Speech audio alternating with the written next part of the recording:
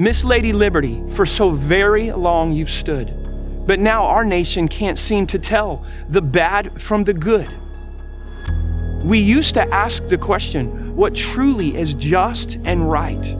Now true righteousness and justice seem nowhere in sight. So many blessings once came from his hand, who chose to move us off the great rock instead of building on the sand. The land of the brave and the home of the free can easily become a land full of slaves who simply want to flee. Now nearly every day we see people yelling at each other. According to the media, it's all about our color. Divide and conquer, it's one of Satan's oldest schemes. New or old, we're still falling for it, it seems. Just look around and you will find people filled with hate. So many bit Satan's hook, victimhood, his bait.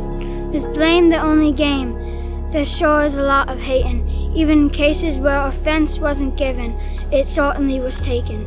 Now there are many in our nation that are so very mad. Most don't even know why, but it's a terrifying fad.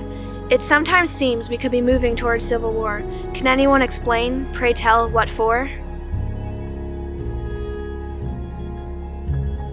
There are riots, fires, stealing, and shootings. Was it through a prayerless church that Satan started this uprooting? It seems much of this nation is missing Christ's loving call. I pray we will have a great awakening, like Saul to Paul.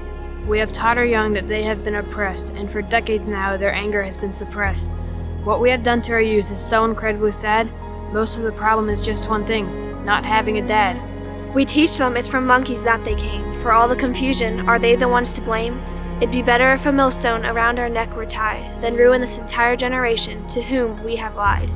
If we cause our little ones to stumble, it may be our nation's greatest fumble. Yes, terrible things and sins will come, but woe to those through whom they come. It now seems we have lost our love for eternal treasures and trade them every day for momentary pleasures. I'm begging my nation that was first in flight, for a bowl of soup, don't trade your birthright. Turned over to our lust, the nation that was the greatest lender is now the world's largest spender.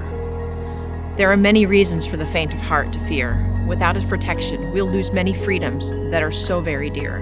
If our nation continues in this pathetic pride, from his righteous judgment we cannot hide.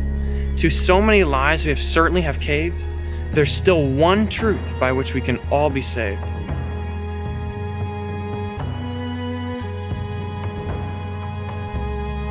Can you imagine the overwhelming shame if instead of repentance, we try to shift the blame? If we would simply humble ourselves and seek his direction, the angel of the Lord would be our protection. To God and his word we must return. The only other option is to watch it all burn. To reject the milk of his word as pure is to deny our one and only cure. It's easy now to look around and wonder if it's too late. Are we going to let Satan win? Will this truly be our fate? His word says the house divided cannot stand. Only through unity will his blessing be torn upon our land. This very day of adversity is the reason we were made. It was for love and forgiveness that with his blood he paid. United we can stand, but divided we will forever fall. If in humility we will bow, we can once again stand tall. If to our knees we would only go, God's loving kindness and mercy would surely flow. Call to me and I will show you mighty things you do not know. When you turn to me, all your doubts and fears must go. America, I pray, God sheds his grace on thee. For this and this alone I make my fervent plea. Whom will you serve? Choose you this day. It's life or death, my friend. What you gonna say? If only we, the people who are called by your name, will humble ourselves and seek your glory and fame.